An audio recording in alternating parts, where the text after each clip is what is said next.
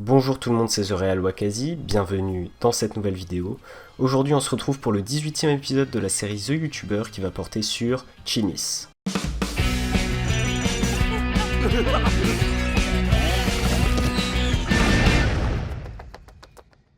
Chinis est une chaîne YouTube de 172 000 abonnés créée le 6 septembre 2015. On y retrouve des petites animations humoristiques dans sa série principale Chinis, comme le nom de la chaîne. Ce sont des sketchs assez courts avec majoritairement de l'humour noir ou absurde et je dois dire que c'est vraiment très drôle. Il a mis en ligne sa première vidéo 10 jours après la création de sa chaîne, soit le 16 septembre 2015, qui est intitulée Chinis épisode 1. En voici d'ailleurs un petit extrait. Allô? Monsieur le Président, vous devez vite prendre une décision pour trouver un accord avec les terroristes. On annule tout. Quoi? Mais Monsieur le Président, on peut pas tout annuler comme ça. Des vies dépendent de cette décision. J'ai dit, on annule tout. Bien, Monsieur le Président. C'était qui? Aucune idée. Ce qui est fou avec ce premier épisode, sorti il y a 8 ans je le rappelle, c'est qu'on peut déjà observer une qualité de dessin et d'animation assez incroyable. En général, les premières vidéos de youtubeurs font assez amateur, et c'est normal puisque c'est le tout début, mais pas sur la chaîne de Chinis. Ici, on a dès le début une vidéo vachement professionnelle, que ce soit dans l'écriture, les animations ou le doublage. Car en effet, le créateur de la chaîne, qui s'appelle Olivier, comme on peut le voir à la fin de ses vidéos, fait vraiment tout seul, et j'admire sincèrement son travail qui est d'une qualité exceptionnelle. Enfin, en réalité, il n'est pas totalement seul, mais on y reviendra un petit peu plus tard. En ce qui me concerne, j'ai découvert sa chaîne un petit peu plus tard grâce aux recommandations YouTube avec l'épisode 12 que j'ai d'ailleurs beaucoup apprécié. Non mais des branquignoles, c'est créatif. Clairement. Dis Nini, va à la cave et ramène-nous une petite bouteille de vin. Oui, papa. Moi j'ai un ami camerounais. Il me dit en ce moment la Libye, ça tourne. Hein. Mais oui. Tiens, papa. Oh, merci Nini. Bon, à lundi. Merci pour le dîner en tout cas. Hein. C'est avec plaisir, rentre bien. Tu sais combien elle coûtait cette bouteille? Non monsieur, préférez non rester dans monsieur, le je ne suis pas bunker, d'accord. s'il vous plaît, C'est s'il scandaleux. vous plaît. Est-ce que vous vous rendez compte des propos que vous êtes en train de tenir ce soir? Ah mais bien sûr, et je le répète, je nie l'existence des chambres à glace. L'enfoiré. J'ai vraiment tout de suite accroché, c'est totalement mon type d'humour et les animations sont vraiment très fluides et qualitatives, ce qui fait que c'est très agréable à regarder. Il y a, à l'heure actuelle, 23 épisodes en ligne qui font pour la plupart entre 2 et 3 minutes, voire plus. Chaque épisode est composé de plusieurs sketchs plus ou moins courts, avec parfois des sketchs bonus en fin de vidéo. Par exemple, de l'épisode 9 jusqu'au 16, il y avait à chaque fin de vidéo un sketch d'abonnés proposé par la communauté dans un formulaire en ligne. Monsieur, ça vous dit de faire un petit geste pour les animaux en danger? Non, j'ai pas le temps. Bonjour monsieur, est-ce que ça vous dit de sauver des animaux? Non, ça m'intéresse pas. Mais vous savez qu'avec juste 1 euro, vous pouvez sauver un ours polaire? Merde. Oh merde. Allô? Alors, t'as réussi à avoir 1 euro? Non, les gens veulent pas donner. Bon. Désolé. Désormais, il ne le fait plus car il faut savoir que les épisodes sortent désormais par saison et donc il essaie d'instaurer une continuité entre les épisodes. Ce qui fait qu'à chaque saison, il y a une petite histoire entre les épisodes qui permet de les lier entre eux. Par exemple, pour les épisodes 17 à 22, il y a un sketch en plusieurs parties nommé La Chute en fin de vidéo. Il raconte l'histoire d'un homme qui saute en parachute d'un avion car un passager avait oublié d'activer le mode avion. Il arrive ensuite sur une île déserte depuis laquelle il essaie d'appeler à l'aide, puis il apprend qu'un essai nucléaire va être fait sur l'île et il arrive finalement à s'échapper grâce à une soucoupe volante laissée ici. Bref, le pitch est assez déjanté et ça représente bien l'esprit de la série. Sinon, vous vous souvenez quand je parlais du fait qu'Olivier n'est pas totalement seul sur sa chaîne? Eh bien, en effet, il fait souvent des featuring avec d'autres youtubeurs qui doublent certains personnages, ce que je trouve vraiment sympa. On peut notamment noter pour la saison des épisodes 17 à 22 le Radi et Radier, qui est un très bon youtubeur, traitant notamment d'arnaque en ligne, mais aussi Gus DX avec son émission Chasseur de fantômes, ou encore Cyril MP4 et encore plein d'autres. Vous venez de perdre absolument tout votre argent en une seule partie de blackjack. Comment comptez-vous vous relever de cette situation? Vous savez, l'important c'est de jouer. Et ne vous inquiétez pas pour moi, j'ai plusieurs cordes à mon arc.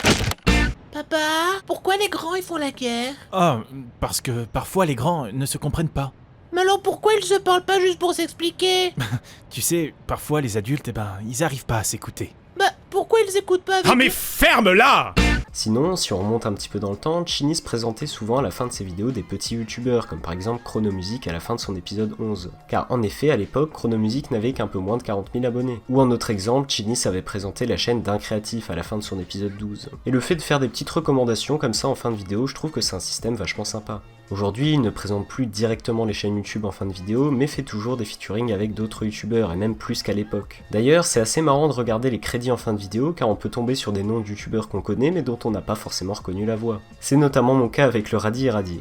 Mais une fois qu'on sait et qu'on regarde le sketch en question, effectivement, là on reconnaît. Bien, maintenant parlons un petit peu des musiques de la série. Comme j'ai dit précédemment, Chinis fait quasiment tout seul, que ce soit les animations, l'écriture, le doublage ou la musique. Même s'il a quand même des bêta-testeurs pour ses blagues et des gens qui prêtent leur voix pour le doublage. Pour les musiques, il en compose une grande partie, notamment pour les thèmes principaux de la série, comme le générique de début et de fin.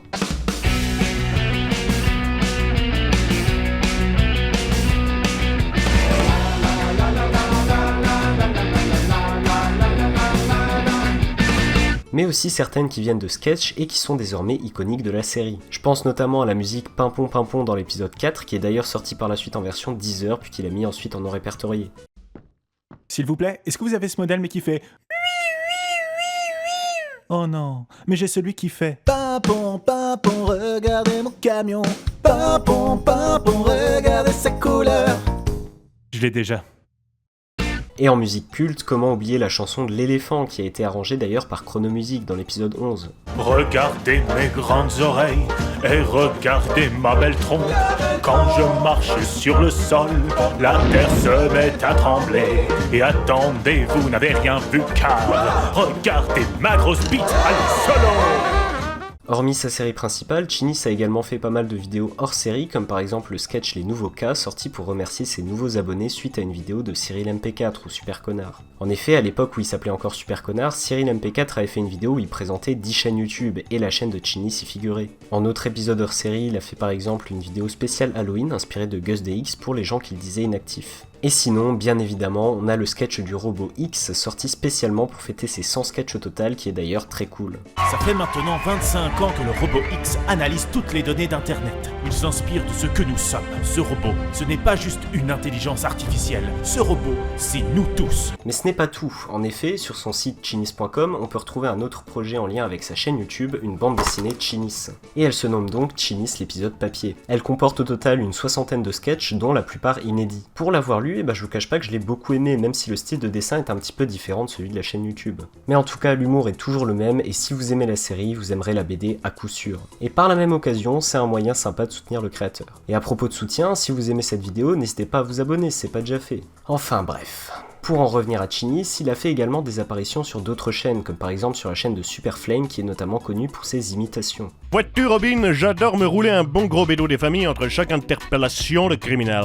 C'est donc pour ça que vous êtes si détendu, Batman. Exactement, Robin. Le THC est la clé de voûte de tout homme détendu. Et en projet plus récent, Chinis sort actuellement une nouvelle saison. L'épisode 23 est déjà sorti, mais a malheureusement été supprimé par YouTube pour non-respect des conditions d'utilisation. Et c'est vraiment dommage, car pour être tout à fait honnête, l'épisode est vraiment excellent. Cependant, l'épisode 23 reste quand même disponible sur Instagram en version un petit peu censurée. Donc vous pouvez toujours le voir si jamais vous l'avez pas vu. Bien, maintenant que vous savez tout, passons désormais à la partie interview. Donc première question, pourquoi avoir choisi le nom Chinis pour ta série et ta chaîne YouTube? Alors Chinis c'est un mot wallon qui signifie petit objet sans importance, et parce que c'est comme ça que je caractérisais les personnages de la série, étant donné que c'est des personnages sans importance, qui n'ont pas d'histoire, et c'est toujours plus facile de maltraiter un personnage qui n'a pas d'histoire, auquel on n'est pas attaché, quoi. Donc du coup je trouvais ça plutôt juste de les appeler comme ça, quoi. Le seul personnage qui a une histoire un petit peu, c'est le personnage de ton avatar, qu'on voyait au tout début de l'épisode 1, qui a un peu une histoire du coup, étant donné que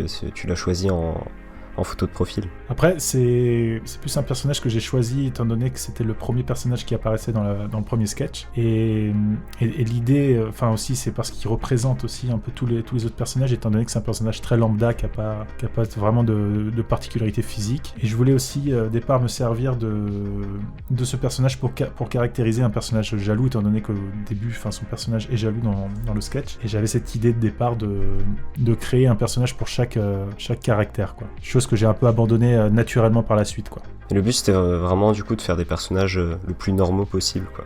Voilà, enfin plus normal ça dépend parce que t'as quand même qui sont très gratinés, mais ouais. Si tu veux non, après. Je parle vraiment du design, on va dire. Oui. Ça, le design pour le coup c'est inspiré de... Je sais pas si tu voulais me poser une question là-dessus, mais en tout cas les personnages sont... Le design est inspiré des films institutionnels, que je suis habitué à faire pour mon travail, parce qu'au départ je suis graphiste et motion designer, et du coup c'est des personnages que j'ai l'habitude de faire, et donc j'ai dit ce serait marrant que ces personnages fassent des choses un peu plus intéressantes que de vendre un simple produit. Ok, d'accord.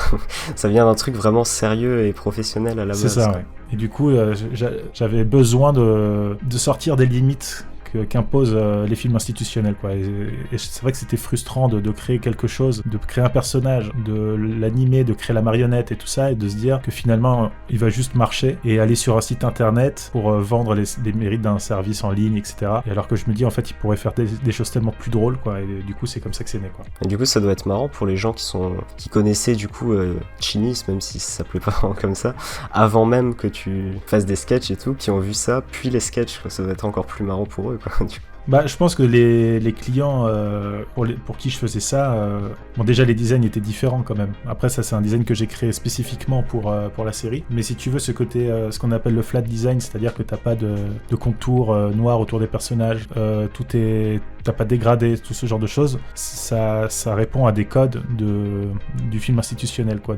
Et c'est comme ça, je me suis rendu compte qu'on pouvait créer un personnage très facilement en fait. C'est vrai que c'est la manière de créer un personnage dans ces conditions-là, c'est-à-dire avec cette technique-là, c'est beaucoup plus facile que de créer de l'animation traditionnelle où tu dois dessiner chaque mouvement, etc. Dès ton premier épisode de Chinis, on peut observer quand même une très bonne qualité d'animation. Et du coup, ma question, c'était de savoir, est-ce que tu as fait des études d'animation ? Alors des études d'animation en tant que telles, non, parce que j'ai pas fait une école d'animation, je suis une école de graphisme. Après, si tu veux, quand tu fais du graphisme, tu peux avoir des options d'animation. En l'occurrence, moi je travaille sur After Effects, et c'est vrai que After Effects, c'est un outil qui est beaucoup utilisé chez les graphistes, plus que chez les animateurs, on va dire. Enfin, il y en a qui me diront que non, tu peux faire de l'animation sur After Effects, mais c'est vrai que c'est pas un outil, si tu veux, dans lequel on fait de l'animation traditionnelle. C'est un outil avec lequel tu fonctionnes plus avec des images clés, et ça va te faire, si tu prends un mouvement A et un mouvement B, c'est-à-dire si je mets le bras le long de mon corps et que je le lève tout en haut, j'ai juste à créer ces deux points clés, et After Effects va faire, si tu veux, le chemin automatiquement entre la main vers le bas et la main vers le haut. Je schématise un petit peu, mais c'est ça. Et dans l'animation traditionnelle, ça peut te dessiner tous les... C'est vraiment frame par voilà, frame. Voilà, c'est ça. Tu vas devoir dessiner chaque passage du mouvement, chaque étape. Et voilà. Mais après, on n'est pas vraiment dans de l'animation pure. C'est pour ça que je me considère pas vraiment comme un dessinateur de dessin animé. Je considère pas que c'est du dessin animé, parce que c'est plus du motion design que du dessin animé, quoi. D'accord. Donc t'as vraiment commencé alors sur After Effects, quoi, à tes tout débuts. Voilà, c'est ça. Ouais.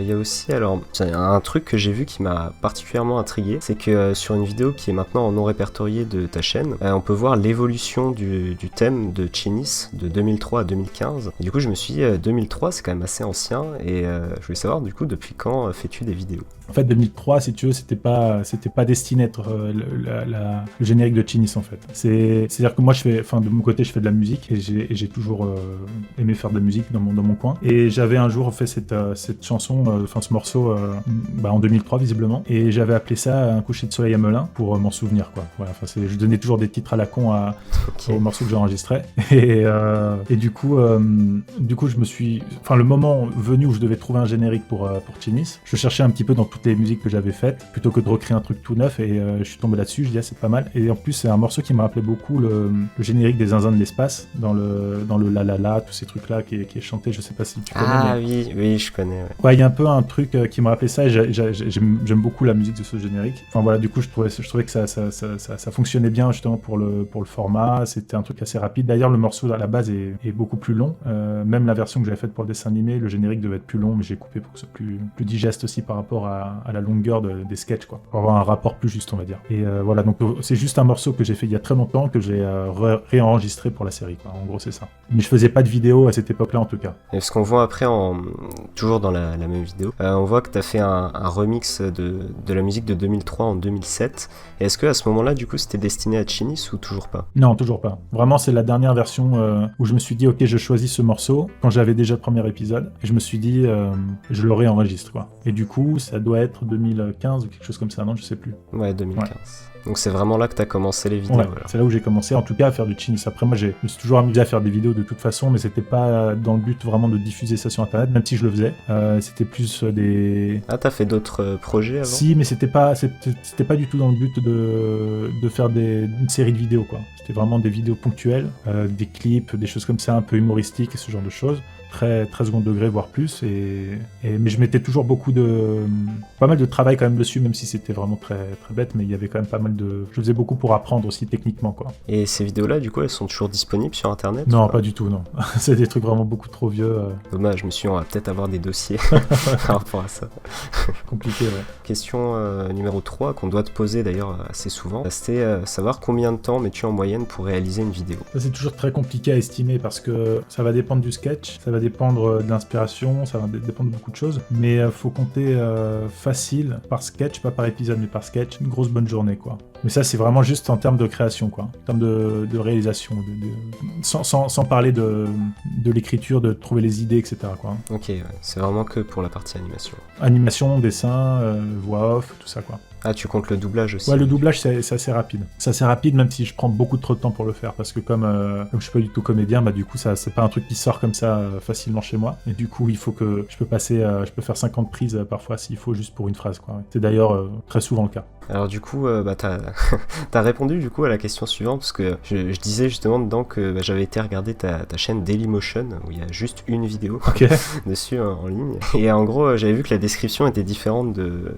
sur YouTube, parce que t'indiquais justement dans la description que tu mettais une journée par sketch, justement. Et voilà, je voulais te demander, est-ce que c'est toujours le cas pour les vidéos récentes? Ouais. Et du coup, tu viens de dire que oui. Alors, c'est vrai que j'ai une chaîne Dailymotion, parce qu'il y a eu un moment, il était peut-être question d'avoir un partenariat avec eux, pour qu'ils puissent, si tu veux, je sais plus quelle était l'idée de contrat, on va dire, mais l'idée c'était d'avoir une exclue chez Dailymotion et qu'ils puissent un peu me financer. Et je sais plus pourquoi ça s'est pas fait, mais c'était pas super viable en fait, c'était pas... Mais voilà, en tout cas il y avait le mérite que cette proposition existe, quoi. Donc Chini, ça a failli être sur Dailymotion en exclusivité. Ouais.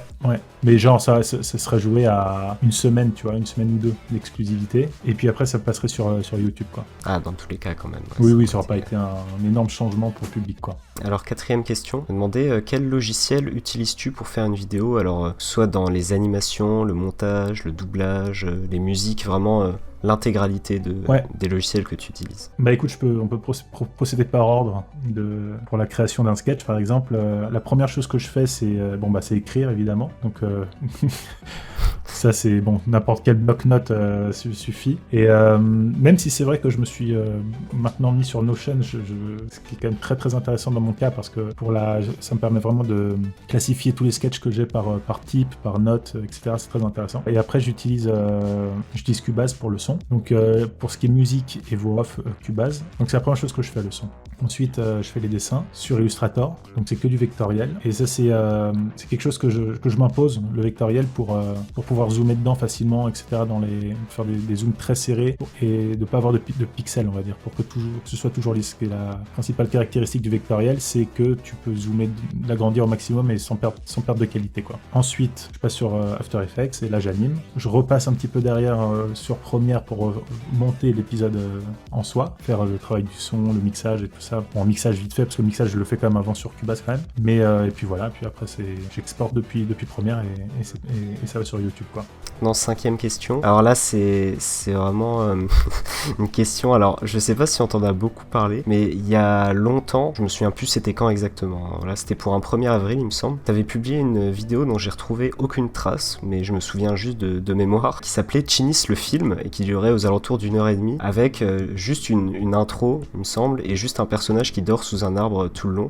La question, du coup, c'était de savoir, est-ce que t'as déjà envisagé sérieusement de faire, alors pas forcément un film, mais un sketch un peu plus long, comme un gros épisode ou même un court métrage, quoi. Alors, bon, pour déjà te répondre sur le poisson d'avril, effectivement, c'est quelque chose qui marche, je trouve, dans le contexte de la blague du poisson d'avril. C'est vrai que je l'ai laissé un petit moment, mais j'ai fini par l'enlever tout simplement pour avoir une chaîne un peu propre, dans le sens où si t'es nouveau et que t'arrives là et que le premier truc que tu regardes, bah, tu vas pas trop comprendre, en fait, si tu veux. Donc après, c'est vrai que j'avais mis entre parenthèses 1er avril, je pense, ou quelque chose comme ça. Mais mais c'est vrai que je trouvais ça assez marrant parce qu'en plus j'avais un peu, c'était un peu je me suis un peu moqué si tu veux de certaines licences comme ça si tu veux qui vont sortir des films où ils vont juste un peu te refaire la plastique parce que j'avais traité les personnages différemment de manière plus réaliste et c'était presque tellement réaliste que c'était dégueulasse. Donc c'était vraiment le but de faire ça. Et aussi pour montrer que derrière par contre dans le fond voilà tu t'exploites une licence mais dans le fond t'as rien de très intéressant à montrer en réalité quoi. Et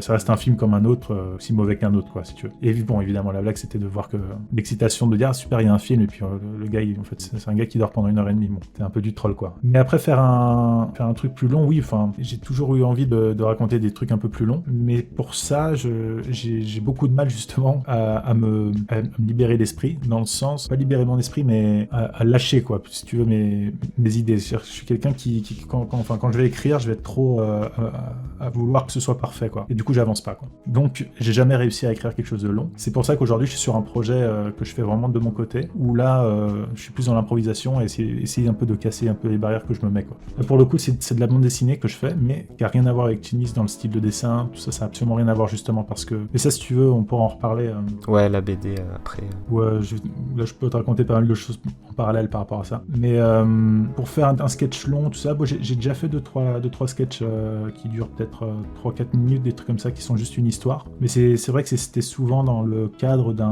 d'une annonce ou dans le cadre de quelque chose un peu particulier par rapport à la série quoi mais rarement faire un court-métrage pour faire un court-métrage quoi on va dire mais et un long-métrage bon ça j'y pense pas parce que ce serait beaucoup trop de temps et comme je te dis je vais être ouais c'est vraiment très long et donc c'est surtout l'écriture alors qui te pose problème au final. Beaucoup l'écriture ouais. J'ai un gros problème d'écriture parce que j'arrive pas à me dire que ce que j'écris est juste. C'est-à-dire, je sais pas comment l'expliquer, mais dans les choses longues, il va falloir que je trouve une logique, comme n'importe quelle personne qui écrit, si tu veux. Mais c'est plus une histoire que moi j'ai plus l'habitude d'écrire des choses courtes que des choses longues, et du coup les choses longues, faut penser à beaucoup de choses en amont, si tu veux, et par rapport au développement. Moi j'aurais dit l'inverse justement.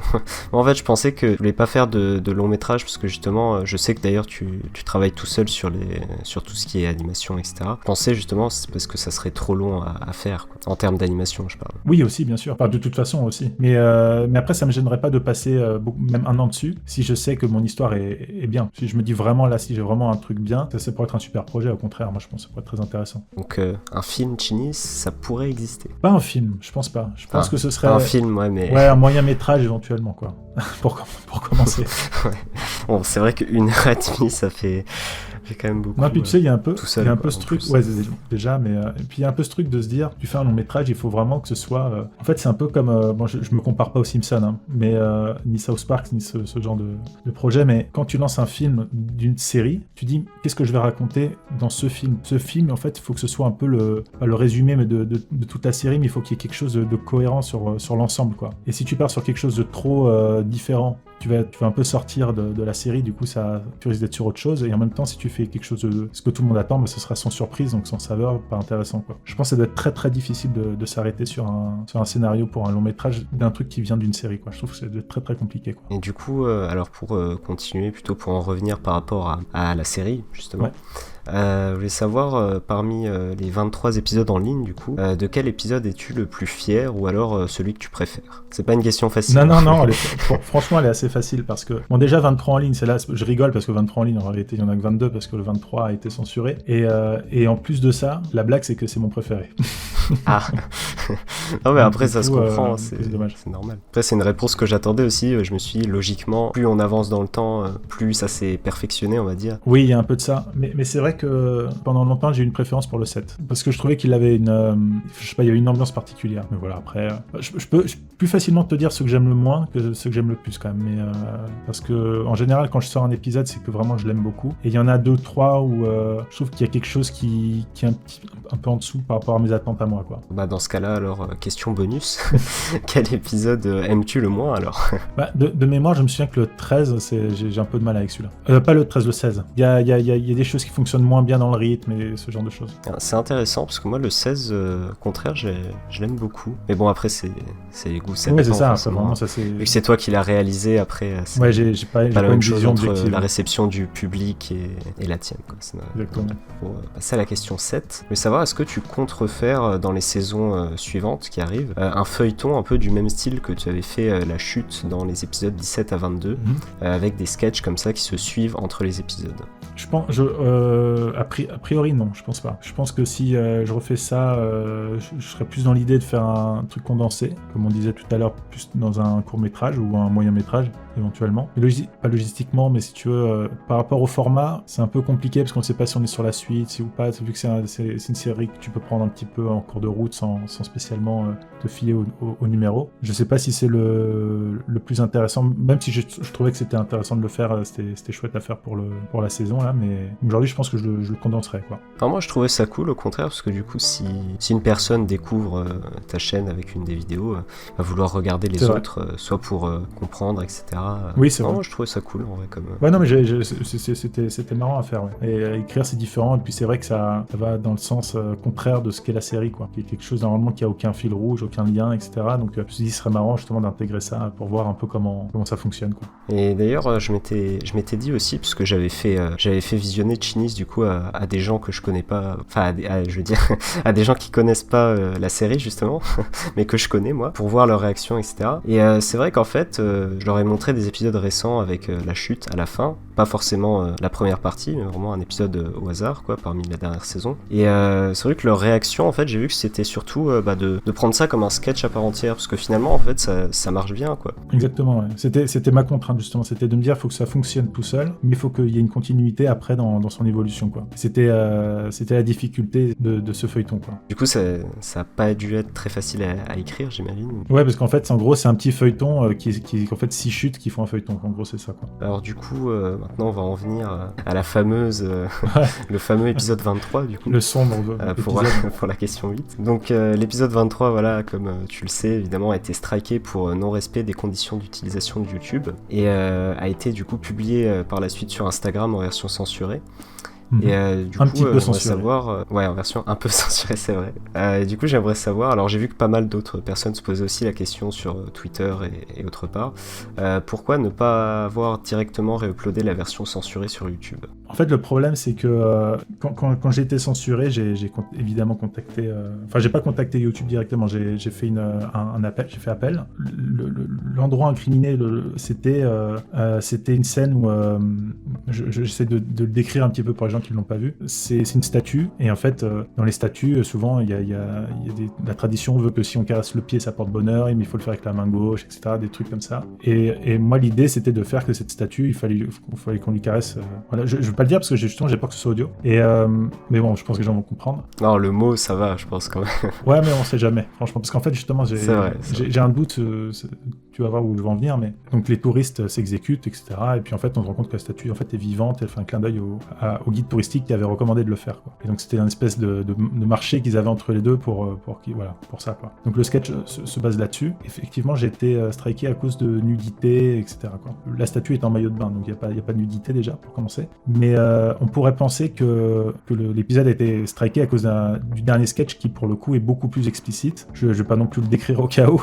Non mais c'est vrai que là pour le coup par rapport aux autres... Très explicite. Mais pour le coup je l'ai censuré. Voilà, je l'ai censuré visuellement avec des pixels, quoi. Mais pour moi ce sketch est beaucoup plus choquant que le sketch de la statue personnellement. La première surprise c'était de voir que c'était le sketch de la statue qui était censuré. Donc j'ai fait appel, ils m'ont dit non, effectivement ça passe pas, etc.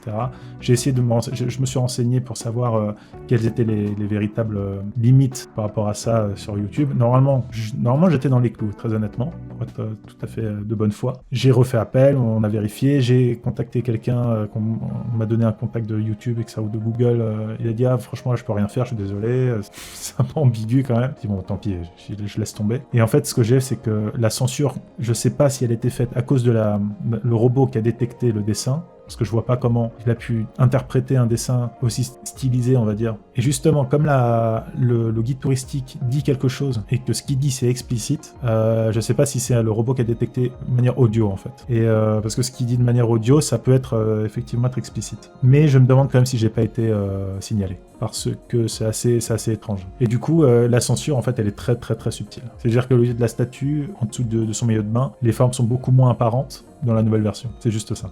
Donc voilà, c'est pour ça que j'ai pas pris le risque. D'accord, ouais, parce que je me demandais, en fait, moi je l'avais déjà vu sur YouTube avant qu'il se fasse striker, du coup, l'épisode. Et après, du coup, j'avais été le revoir sur Instagram, justement. Et je me demandais, en fait, parce que j'avais pas vu la censure tout de suite spécialement. Non, c'est sûr que si tu... Pour moi, c'était à peu près. Je pense que pareil. quelqu'un qui le revoit comme ça, il se dit. D'ailleurs, j'ai eu beaucoup de commentaires à ce niveau-là, genre, elle est où la censure? Comme en fait, j'étais tellement sûr, si tu veux, de ce que je proposais en termes de conditions d'utilisation. Enfin, je veux dire, je leur envoyais un dossier avec des contre-exemples, quoi. Après, bon, ça, c'est peut-être un peu complotiste de dire ça, mais je pense que c'est, étant donné que Genie, c'est pas quelque chose qui génère beaucoup d'argent, etc., en termes de publicité, bah voilà. Par contre, si je faisais 40 millions de vues, je pense qu'on me l'aurait laissé, quoi. Au contraire, enfin, en théorie, t'es censé avoir plus de gens qui voient et donc plus modéré et contrôlé, quoi. Ouais, mais ça veut dire que Google s'enlève aussi s'enlève des revenus, beaucoup de revenus, quoi. Du coup, franchement, tu vois des trucs qui ont, je sais pas moi, 10 milliards de vues, c'est pire que ça. Hein. Il y a un bonhomme dessiné, tout flat. Non, moi je pense qu'au pire, j'aurais accepté, enfin j'aurais compris qu'on me dise moins de 18. Je dis ok, au moins comme ça on est sur un entre-deux. J'aurais eu aucun souci avec ça. Parce que moi j'ai demandé, je dis au pire, passez le mois en moins de 18 et puis c'est bon, quoi. Mais ils ont pas voulu, quoi. Donc bon, je sais pas encore ce que je vais faire de cet épisode en fait. Parce que justement, du coup, t'as pas fait de nouvel épisode depuis le 23. Là justement, je suis en train un peu de préparer la nouvelle saison. Donc voilà, à partir du mois de janvier, normalement, je devrais m'y mettre. Et on va voir comment ça va. Enfin, je sais pas si ça va être instantané. Toujours un peu long, mais voilà. Comme j'ai l'opportunité justement de pouvoir travailler sur la réécriture de la série. Parce que j'ai le CNC, j'avais fait une demande CNC pour une nouvelle saison. Mais ils m'ont pas donné le financement. Ils ont voulu quand même me donner des sous pour que je fasse une petite résidence de réécriture. Donc je vais en profiter pour réécrire un peu tout ça tranquillement, prendre le temps de repenser la série en fait. Et on va voir ce que ça donne, quoi. Donc dans la prochaine saison, il y aura un changement dans le... A priori, style, j'espère. J'espère qu'il y aura quelque chose un peu nouveau ou un peu plus approfondi ou voilà, un peu moins peut-être moins systématique, je sais pas, on va voir. Alors la question, bon, du coup ça va un petit peu avec la question précédente, c'était de savoir est-ce que le strike de l'épisode 23 t'a démotivé à créer des épisodes? Non, en fait pour être très honnête, c'est que avec cet épisode 23, quand je l'ai fait, je me suis dit je vais essayer de me faire striker. Je provoque en disant ça comme ça, mais je me suis dit je vais faire le truc avec zéro limite, quoi. Et tant pis si je me fais striker, on va dire ça comme ça. Et c'est ce que j'ai fait. Je me suis dit, le premier sketch que j'ai fait, à ce moment-là, c'était le dernier sketch. Il se passe sur un plateau télé qui, pour le coup, est très très explicite. Et bizarrement, celui-là n'a pas posé de problème. Et c'est vrai que celui-là, c'est un épisode qui est assez sombre quand même, qui est assez noir quand même dans son humour. Si tu veux, j'avais un peu, enfin, je m'attendais un peu à cette issue, quoi. Mais bon, c'était pas non plus l'objectif. Ça, je dis ça un peu en provoquant, mais ça m'a pas démotivé parce que je m'y attendais un petit peu, quoi. Alors après, l'humour noir, c'est ça qu'on aime dans Genie, hein. C'est un peu le cœur de la série, si je puis dire. C'est ce que je me suis dit, je fais de l'humour noir et j'ai encore jamais eu de polémique. Et je me suis dit, c'est pas normal. Je me suis dit, peut-être que je vais pas assez loin. Et je me suis dit, il faut que j'aille plus loin pour voir jusqu'où est la limite. Je voulais un peu tester les limites, quoi, avec cet épisode. Et là, tu vois, je les ai vus, quoi. Donc c'est intéressant. Alors du coup, maintenant, pour en venir, justement, tu parlais du CNC tout à l'heure. Depuis l'épisode 17 de Genie, on peut voir dans le générique que tu as le soutien du CNC, du coup. T'as sorti aussi une BD, donc ça fait quand même pas mal de projets à gérer en même temps. Et étant donné que que tous ces projets t'ont demandé, je voulais savoir, est-ce que t'es à temps plein sur YouTube ou est-ce que tu as une autre activité à côté? Alors non, malheureusement, entre guillemets, je suis pas à temps plein. Si justement je suis autant absent, c'est parce que j'ai un autre métier à côté, qui est graphiste, et qui me fait vivre. Donc je peux pas non plus l'abandonner juste pour Genie, parce que je sais que Genie, avec ça, je pourrais pas vivre de ça, même si je travaillais tous les jours dessus, parce qu'on est sur de l'animation, et que de l'animation, même si c'est du traditionnel ou pas, ça demande énormément de temps, et je peux pas sortir 2-3 vidéos par semaine, et éventuellement sortir un revenu dessus. Maximum, je pourrais faire un épisode par mois, maximum. Oui, je pourrais très bien te dire, bah écoute, tu te donnes un an, etc. Mais bon, ça reste quand même très compliqué, quoi. Et c'est encore, tu fais de l'animation en anglais, éventuellement, là tu peux toucher un très très large public, et après tu peux commencer à... Moi, idéalement, oui, j'aimerais toucher suffisamment de sous pour pouvoir ensuite créer une équipe et faire des trucs de plus en plus. J'adorerais faire ça, évidemment. Professionnaliser un peu la chaîne, quoi. Tu vois, j'ai pas envie de demander à des gens de travailler gratuitement juste parce que c'est cool, quoi. Donc moi, si je peux pas payer les gens, c'est pas intéressant, quoi. Et justement, c'est une question qui me vient comme ça, c'était pas prévu. Et vu que tu dis que tu pourrais pas en vivre, est-ce que t'as déjà pensé à faire des placements de produits ou des partenariats? Mais en fait, j'en fais pas pour 2 raisons, parce que j'ai déjà fait un partenariat pour une tablette graphique où je leur ai donné beaucoup plus de ce qu'ils attendaient. Ah oui, c'est vrai, je l'avais vu. Ouais, c'était une vidéo entièrement dédiée. Ouais, voilà, donc vraiment ils se sont fait plaisir. J'ai sorti la vidéo, ils m'ont écrit le lendemain, ils me disent est-ce que tu veux refaire une autre? On t'envoie une autre tablette. Je dis non, c'est bon. Je suis pas une chaîne d'high-tech non plus, quoi. En fait, les placements de produits, je les fais pas parce que si je fais un placement de produit, admettons, ça dure 30 secondes. Mon épisode va durer 1 minute 30, ça fait 25% de pub dans un... J'aime pas l'idée, quoi. Déjà que je suis pas fan de la pub en général. J'avais essayé de faire un partenariat avec les tablettes, justement, tablettes graphiques, où j'avais envoyé un mail en disant est-ce que ça vous dit, vous me donnez un petit peu de sous et moi je mets votre logo derrière en disant début de chaque épisode et à la fin de chaque épisode. Mais bon, j'ai pas eu de retour, je pensais pas du tout dans leur objectif de faire ce genre de partenariat, quoi. Ça à la rigueur, un petit partenariat avec un logo en disant voilà, cet épisode est présenté par... voilà, mais un truc qui soit quand même un truc qui a du sens quand même par rapport à l'univers, quoi, de l'animation ou quoi. Qui impacte pas le sketch, quoi, enfin les sketchs, je veux dire. Oui, déjà aussi. Ouais, parce que j'y ai pensé, tu fais un truc Oreo au milieu, ouais. Parce que justement, tu te moques plutôt de la publicité. Exactement. Dans l'épisode 7 d'ailleurs. Exactement. Je pense. Voilà, merci beaucoup d'avoir répondu à toutes mes questions, c'est très sympa de ta part. Avec plaisir, et j'espère que bientôt je pourrai montrer un peu de nouvelles choses. T'avais dit vers janvier du coup qu'il y aurait peut-être une nouvelle saison. Alors une nouvelle saison en janvier, non. Je vais commencer à me pencher dessus à partir de janvier. Mais j'aimerais beaucoup en tout cas élargir l'équipe, essayer d'être accompagné à l'écriture. Normalement, voilà, je devrais sortir le prochain épisode que je fais, je devrais être accompagné dans l'écriture. Bon, et ben voilà les gens, c'est déjà la fin de cette vidéo, j'espère qu'elle vous aura plu. Encore un grand merci à Chinis d'avoir accepté l'interview. Si vous avez aimé cette vidéo, n'hésitez pas à mettre un petit pouce bleu ou à vous abonner si c'est pas déjà fait pour être au courant de toutes mes prochaines vidéos. Important, n'hésitez pas aussi à partager, c'est vraiment le meilleur moyen de me soutenir, ça va permettre de me donner plus de visibilité. Et aussi, si vous voulez me faire un petit retour sur la vidéo, n'hésitez pas à mettre un petit commentaire, voilà, sachez que je lis absolument tout. Et aussi, je rappelle que j'ai créé une page Ko-fi si jamais vous souhaitez me soutenir financièrement, le lien est dans la description. Sur ce, on se dit à bientôt pour une prochaine vidéo. Et... ciao.